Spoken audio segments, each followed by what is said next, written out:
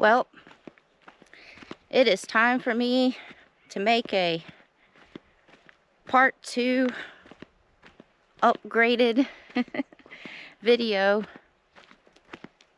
of my This Is Me video. My This Is Me video that I have was filmed in the beginning of my travels and when I first started my YouTube channel. And it really was just me like driving and venting for 45 minutes. I think it was like 45 minutes. But I was venting. And I think I cried a couple of times. But turned out to be one of my highest viewed videos. And I get it. I was going through some issues at that time, and I was just venting while I was driving. And I think that's also the first video where I started sharing some of my life stories and some of the stuff about me. And so the reason why I want to do another video is because, well, it needs to be updated. That was a while back, and it was just me driving. Now I'm hiking. And then also, lately I've been getting a lot of comments under some of my videos saying, this channel's depressing, or it's depressing videos. And I'm gonna be quite honest with you, one of those people that keeps commenting and saying that watches all my videos and comments under all of them. So thank you for watching my videos. Guess it must not be too depressing for you. But I wanted to do this video also because I share everything that I go through on my channel. I share my life stories, everything that I've been through in my past. And I do it in hopes that it reaches out to others. Because when I was going through all these hard times, I didn't have a lot of people to be there for me. And I didn't know if there was going to be hope or not. And I want to give other people hope. I want to let people know that if I pulled through everything that I've been through my whole entire life, then others can pull through it too. And I've been through a whole lot. And so that's why I share my story. I'm trying to hike down to a lake. Now I gotta unlock this lake. I hope this is the right way.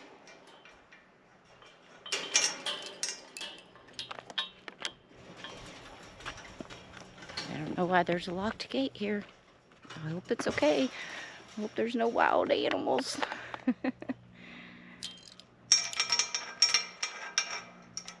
Let me lock this back, and then you guys can get a little view of where I'm walking down to. Just real quick, a little recap real quick. So when I first started traveling and got on this road to go be with nature and travel and live in nature, I started the YouTube channel. And I started this YouTube channel so my aunt and my cousins and my friends could see all these places that I was going to. And then also, I wanted to have some videos to go back on to see how my progress was in the videos. Meaning, how my progress was with working on myself. Because I started the traveling and to go be with nature, because nature has always been therapeutic and peaceful to me. And so I figured going to live in nature will be some good therapy for me.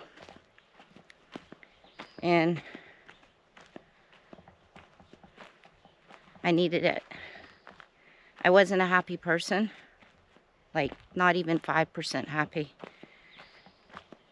I was depressed constantly. And so my goal was to work on my depression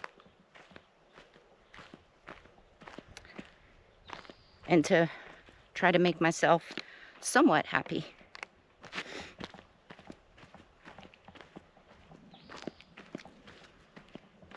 Now, I didn't expect the YouTube channel to grow so quickly like it did.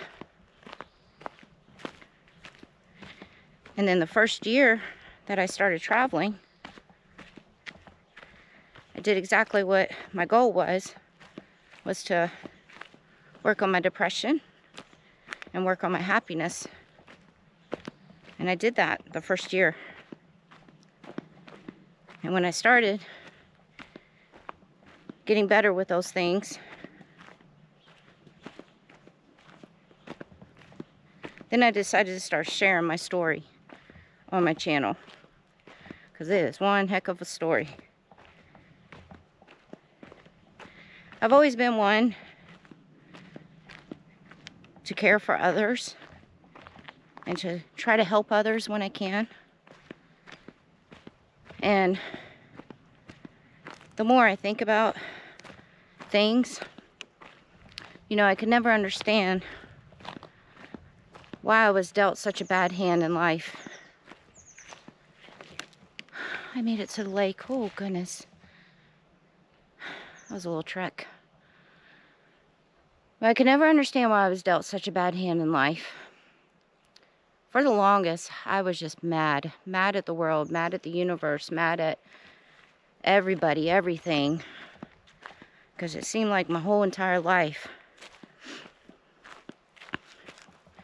was just horrible. I mean, obviously I had some good parts in my life, but the bad parts pretty much outweighed those good parts. And I'm talking about from the time I was just a little tiny kid till an adult. So, just could never understand it. And so, after working on myself and starting the YouTube channel and starting to share my story, I started thinking, there's got to be a reason. There's got to be a reason that I was just dealt such a bad hand in life.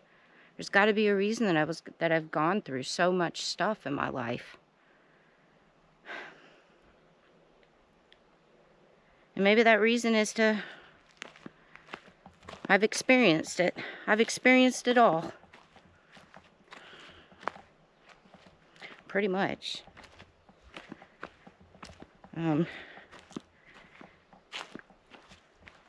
with me having that experience, I guess if that's what you want to call it, of me going through all that stuff, I didn't really exactly make it to the lake yet. I still have another hill to tackle. Wonderful. But with me going through all that stuff,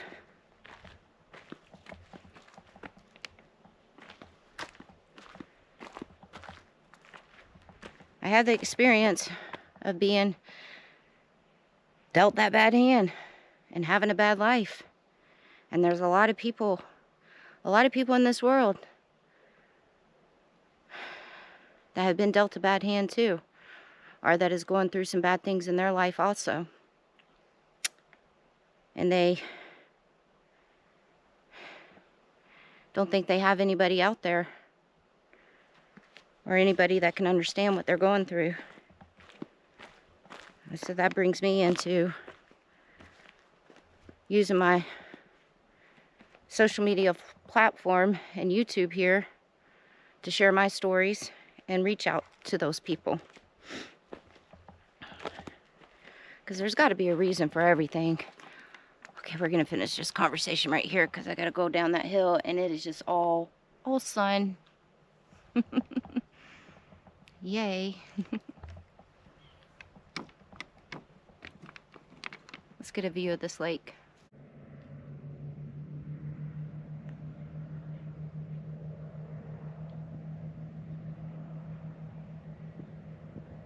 My whole entire life, since I was a kid, I've always been embarrassed. I've always been embarrassed by my life. I've always been embarrassed how I grew up, how I lived, everything I went through. And so I always hid it. I'm originally from Georgia, and that's where I grew up. And I moved to Vegas.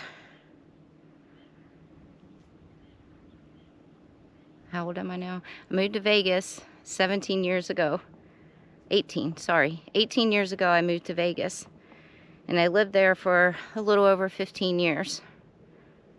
And when I first moved to Vegas, I knew I was going to make new friends there. Obviously, you always make new friends when you go somewhere. And so, me moving to Vegas, I'm like, I'm going to just be a whole different person, start a whole new life. And I'm going to hide everything that I've been through, what I did, and so on and forth, because I was embarrassed. And so the whole 15 years that I lived in Vegas, even my closest friends that I met, I never told them a lot about my lifestyle. Part of that had to do with, not was I just embarrassed, but that has a part to do with I wasn't happy with myself. I didn't love myself.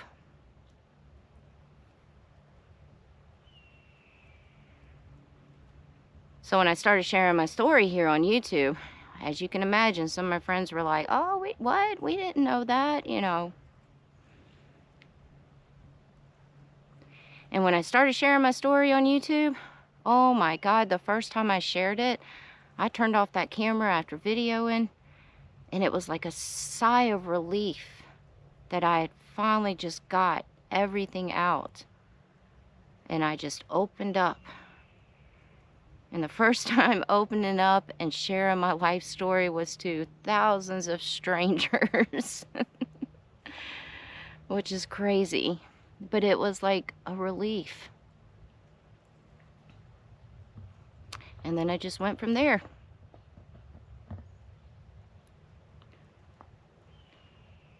So just a quick recap of what I'm talking about. Just some of the things that I've been through.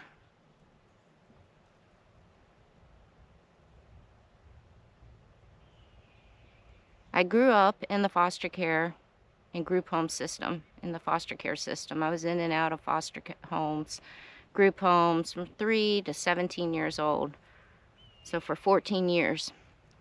I signed myself out of state's custody at 17.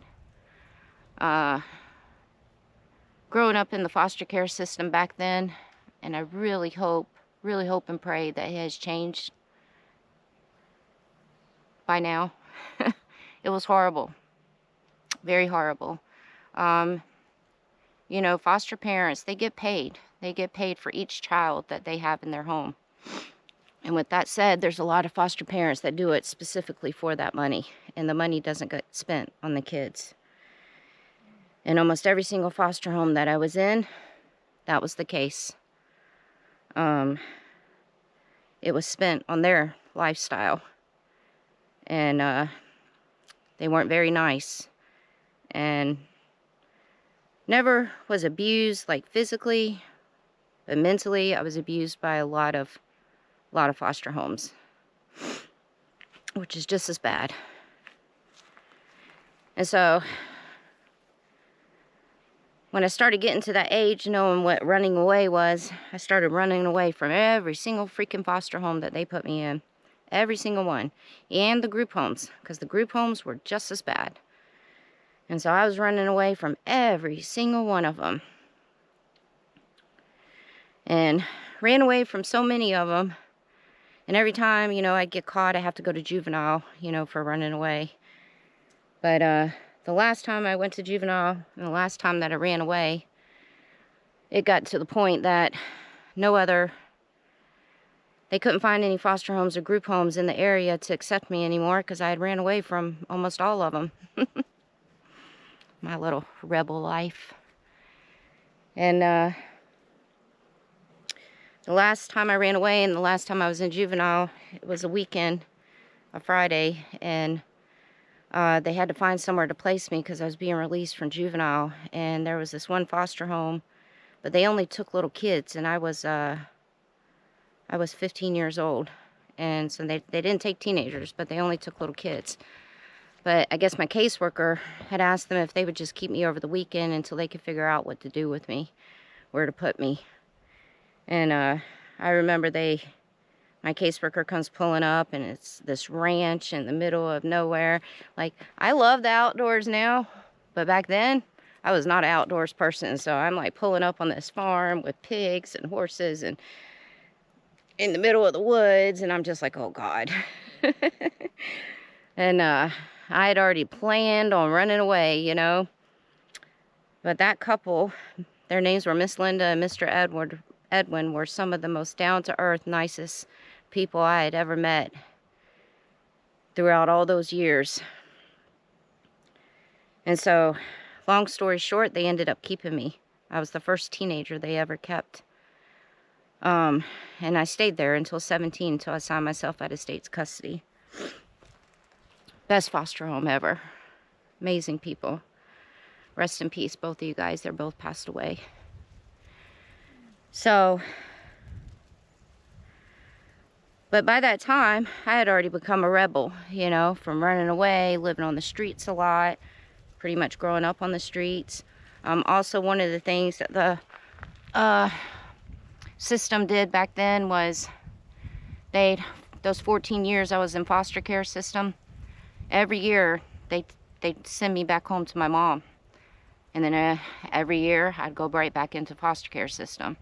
So my mom would act like she was clean and sober and she was doing good every single year.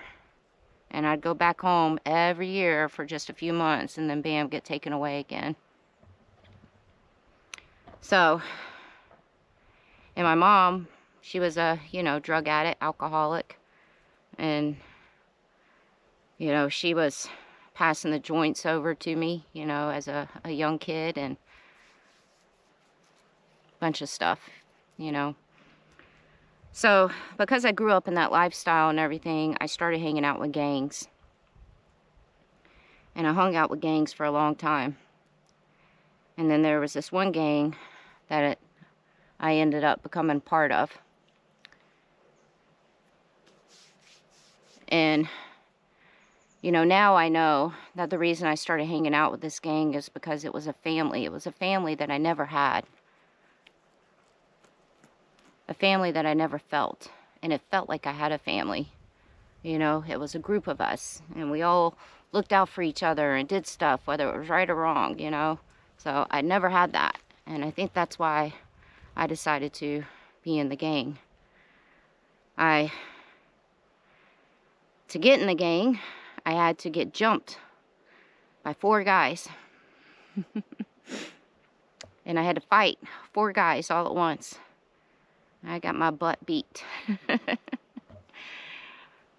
So, you know, I was young, I was immature, and I was craving for that family. And that's what I felt like I had. It is freaking hot out here. So, hanging out with gangs means getting into trouble. And so that's what I did. I got in trouble. We were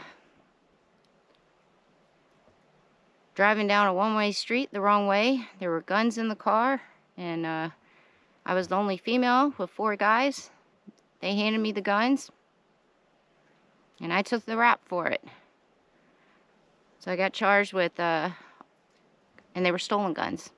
I got charged with alternate identification of 2 firearms and carrying 2 concealed weapons.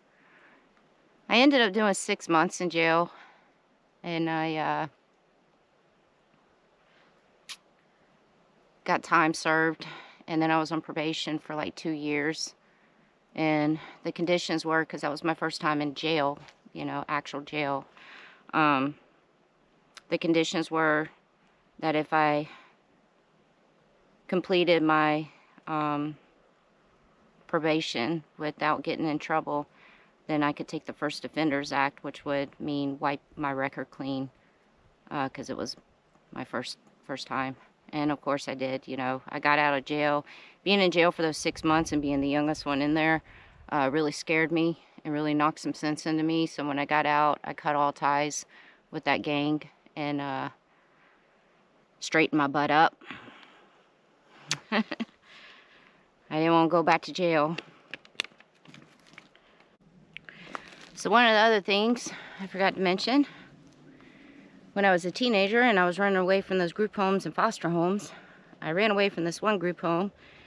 And when I ran away, I lived on the streets, like I did a lot, for a little while. And then, mind you, I was a naive kid.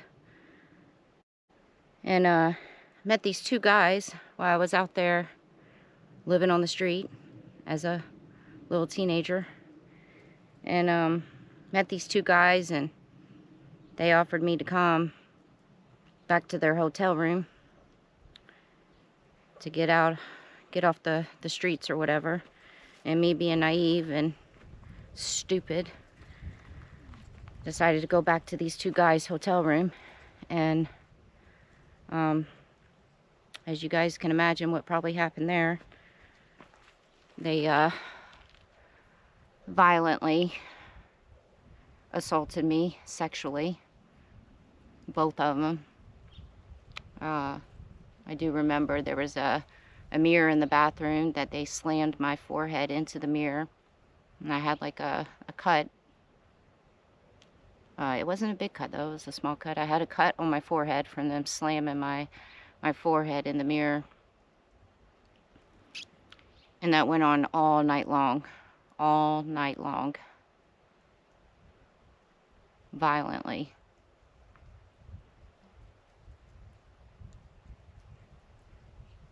And then they just left me in the room and left.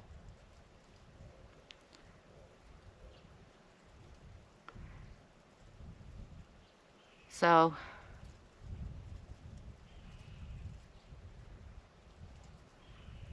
that was a horrible thing for me to go through, for sure, you know.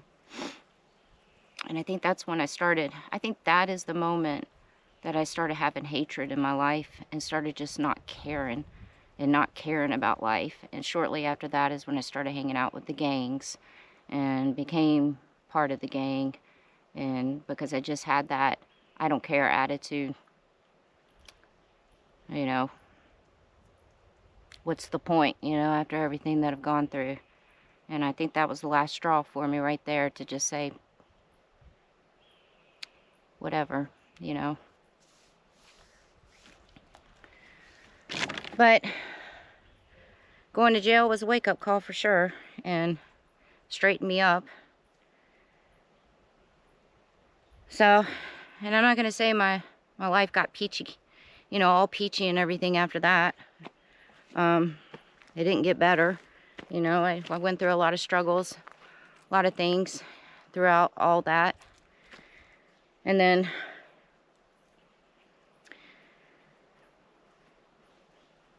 one thing I always wanted is I wanted to know who my dad was, because I never knew who my dad was. And so I hired a private investigator to find my dad. They found him within 24 hours. He was in Vegas. Went out to Vegas to meet him. And this is a long story short. And came back to Georgia, and I was like, I'm never going to get to know my dad and have that relationship with him unless I moved to Vegas. So I did. I moved to Vegas. And built a pretty good relationship with my dad. I finally had a father that I had never had in my life. And that was something that I was always wanting, you know. And so I was happy. I was happy that I had him in my life. And then towards the end, he started having a lot of health issues. And then he was diagnosed with early stages of dementia. And before he moved into my house, he actually had a stroke, but he was in his bedroom closet in his apartment. And his downstairs neighbor kind of heard some banging or something, and the ambulance came, broke down the door, and he didn't know how he got in his closet and all that. So when he was in the hospital, and that's when he was diagnosed with a dementia and all that stuff and some other health issues, me and a friend went and literally packed up his whole entire apartment without him even knowing, put all his stuff in storage, and took some of his stuff to my house. I had a 3-bedroom house at the time that I was renting. And it was just me that lived in the house, so I had the 2 extra bedrooms. And so I basically moved my dad in to my house while he was in the hospital. And then when he got out of the hospital, I took him to my house. And it was a process. You know, I went through a lot of struggles with him. Because dementia, there's a lot of mood swings. A lot of things, you know, that they forget. Like, he would go turn my gas burners on my stove, leave them all on. I mean, it was just like babysitting a child, watching a child. And the mood swings were so bad, so bad. It got to be a lot on me, you know, like the mood swings. Mind you, when my dad moved in, he did have 2 guns. And, you know, he still had his mind a little bit because he only had the early stages of dementia. It wasn't full-blown yet. And so he was having a hard time knowing that he was moving into the house with me and I was going to take care of him. It's like he was losing his being able to take care of himself, you know, and stuff, and here his daughter's having to do it. So when I tried to take away the guns from him, it was a big, huge fight and argument. And I really hope this boat's not coming over here. I'm filming, dude. It was a big, huge argument. And so I had to make a deal with him because it was a fight for me to take all the bullets away. And I did. I took all the bullets away. But I'm not a professional about guns and everything. So I never thought to look at that one bullet that's in the chamber. So, because everything was so stressful with my dad, you know, I had to get off work a lot of times. And it'd be like at midnight, and I would just go to the bar and I would drink, get just drunk and just wasted. Sometimes I wouldn't come out of that bar until the sun came up because I just didn't want to go home. And then, you know, I wanted to be so drunk that when I got home, I would just pass out. And that had to go with my depression, you know. So I turned to alcohol a lot. Alcohol and gambling. They go hand in hand. And so one night, I came home from work. Not work, the bar. My dad had been texting me while I was at the bar. And he had been texting me because he couldn't get his TV in his bedroom to work. But there were 2 other TVs in the house. There was one in my bedroom, one in the living room. So I kept telling him to go watch one of the other TVs, that I'd be home soon. Well, he kept calling, kept texting, and he just was freaking out because his TV wasn't working. So I ended up leaving the bar early, so I wasn't like wasted. And I went home, and I walk in the door, and I tell him, he's standing there greeting me, and I'm like, let me go in the bedroom and get out of my work clothes, and then I'll come fix your TV. And so I was in my bedroom trying to change, and I get out of my clothes, and then all I had was a t-shirt on. And then all of a sudden I hear him just making some noise and cussing and saying some things, and then in my t-shirt. That's all I had. I walk over to his bedroom to go see what the commotion was about and to let him know that I was about to fix his TV. And he's standing there with a gun to his head. And before I could even say, what are you doing, or no, or anything, it was just that quick, that he pulled the trigger in front of me. So, never in a million years thought I'd have to go through something like that. And then shortly after that, one of my best friends, Kimmy, she had a stroke. I think this was like a month and a half later. And Kimmy actually was the one who came and picked me up from my house that night when after they took my dad, and the detectives and cops and fire department and ambulance and all those people, after they left, Kimmy was the one who came and picked me up.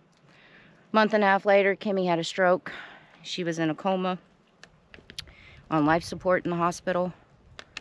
Her mom calls to say they're taking her off life support, if we wanted to come up there and see her. So me and Kimmy's boyfriend went up there. As soon as we walked in the door, we grabbed her hand, and she passed away, took her last breath.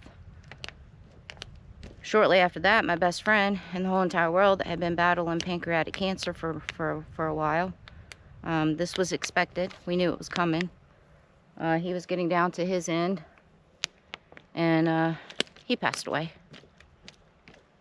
And I was there with him. And when he passed away, all that happened within 6 months, a little over 5 months, all of it. And as you guys imagine, I was still dealing with what happened with my dad. I dealt with that for a long time. I still deal with it. So I sunk into a deep depression, sunk into a deep hole. Now, after the thing happened with my dad and Kimmy, I went to my best friend Jeff's house before he had passed away, and I was staying there with him to try to clear my mind and get through what I had just dealt with my dad and Kimmy. And I ended up getting an apartment. His parents helped me go look for an apartment. They helped me move in and stuff. I got an apartment. It probably was not a good time for me to get an apartment because I was still dealing with everything, and I was pretty depressed. And so one night, because I was so depressed, I tried to take my life. When you work in the bar business, you know how to get a hold of a lot of pills, and I did that. I got a bunch of pain pills from somebody, and I had sleeping pills. So I had sleeping pills and pain pills, and then I had marijuana. And I don't smoke weed. I only eat edibles. But I smoked because I was like, I'm gonna numb myself before I take these pills. I wrote out a whole will, had the will left on my dining room table. Pills were laid out, and smoked some weed. And the plan was smoke the weed and then take the pills. Well, I smoked so much weed I passed out on the couch. Woke up the next morning to all these text messages and phone calls from Jeff, my best friend that had the cancer. And he's like, if you don't call me or answer my text messages, I'm sending my parents over there. So I call him. I tell him what I did. He was the only person that I told what I did. And he made me come to his house and stay until I could get out of my funk. Oh, my GoPro's about to die. Let me switch batteries.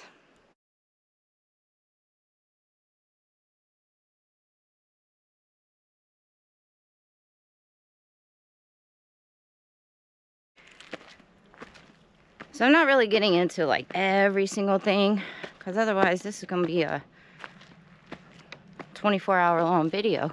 It's already long as it is. But You know, I just wanted to share a few things that I've been through. And those are just a few things. So you guys understand. Been there, done that. And here I am at 47 years old, still standing here. So I managed to pull through, you know, all those things. I just walked up that hill, breathing hard. You know, after my dad and my two friends passed away, you know, when Jeff passed away, I looked at him laying in that bed when he had passed away, and I laid there beside him, and I told him, I made a promise to him. I said, you had it worse than anybody. You had it worse than anything I've ever been through in my whole entire life. He pretty much had a death sentence, and he knew when he was going to be. He had a time limit on his life. And he still kept a smile on his face and still tried to enjoy as much life as he had left. And so I made a promise to him that if he pulled through all that and managed to always keep a smile on his face and still love life and still be a great human and be compassionate and kind and just appreciate life, that no matter what else I go through in my life, I need to just look at Jeff as my inspiration and just pull through it again. Don't let myself get back to that point where I tried to do something stupid again. Don't let the depression overcome me. You know, for a couple years after all that, with losing those three, it was hard. It was hard battling that depression. I went into work. I ran a bar for, 10 years. I was the boss there. And I also bartended. And, when you get behind that bar, you got to leave all your problems outside and put a smile on your face, make jokes, and entertain. And so that's what I did. And so I started engulfing myself into work for almost every single day, sometimes 12-hour shifts, because I didn't want to be home by myself be by myself at home. Because when you're by yourself is when you start thinking of everything, and then the depression hits and you're home alone. So I started engulfing myself in work, and I started, telling everybody, yeah, I'm fine, I'm okay. Put a smile on my face, but really it wasn't. So I started this traveling because nature has always been very therapeutic for me, and I knew something had to give. Something had to give. I had to do something, I had to do something, or otherwise I was eventually going to have a mental breakdown. And so I started traveling and engulfing myself in nature, and that's why I did it.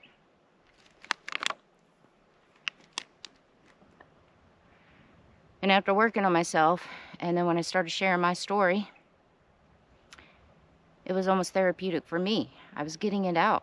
I was actually talking about everything that I've been through. Like every single time I did a video about my life, it was just, I stopped that camera, stopped filming, and it was just like a sigh of relief. Like some weight just got lifted off of me, by sharing my story. The first time I shared my story,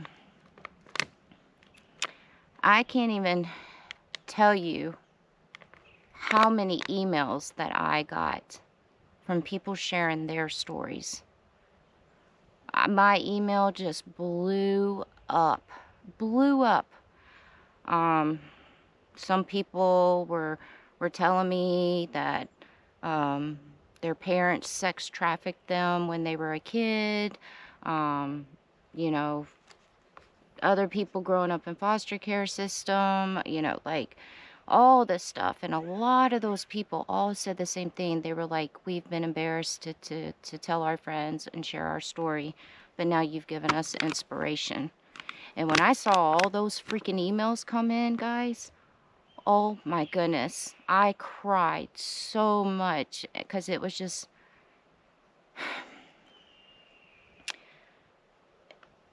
it was just so nice to know that I had reached out to so many people.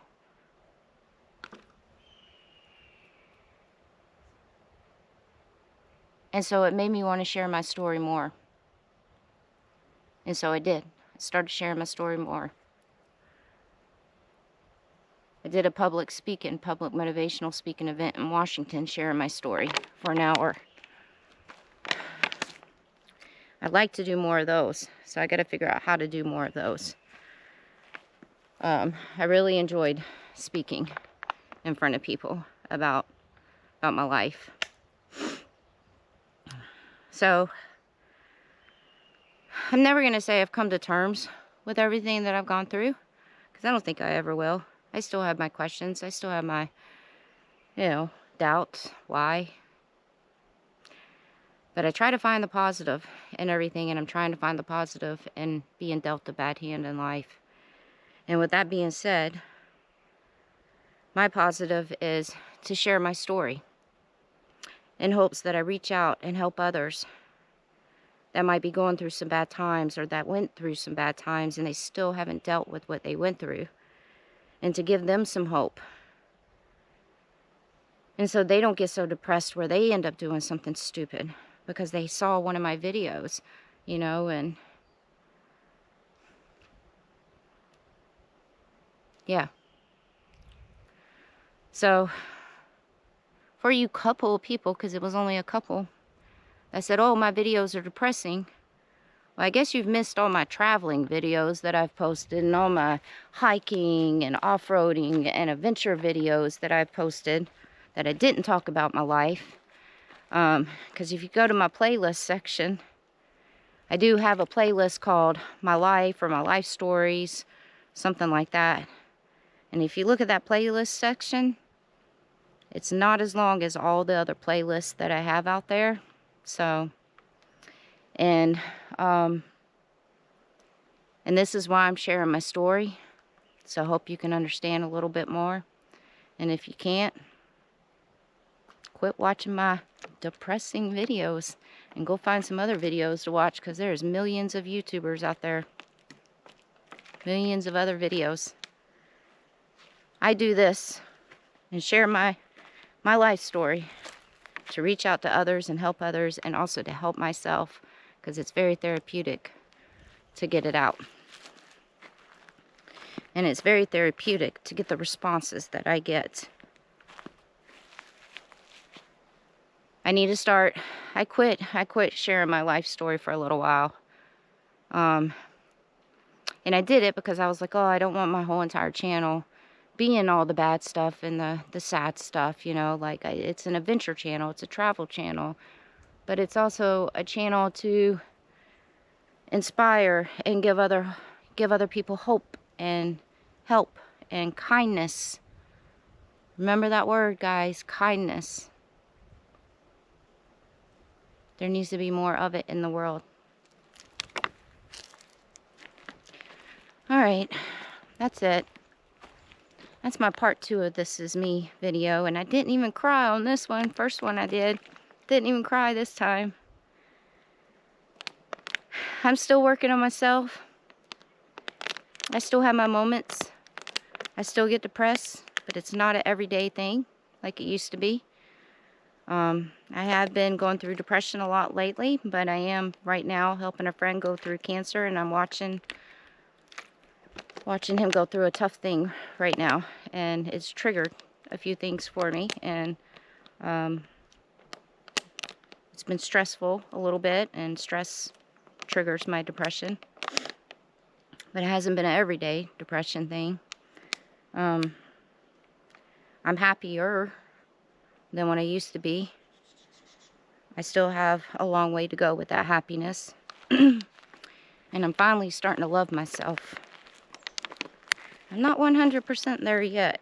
But I'm starting. I never loved myself at all. And now I have a little bit of love for me. And one day, I'm not saying I'll ever be 100% again. on all of that. Who's 100% on all of that? But I plan on and hope to be pretty darn close to it. Okay guys, I gotta hike back up all these hills in 90-something degree temperature. Whew.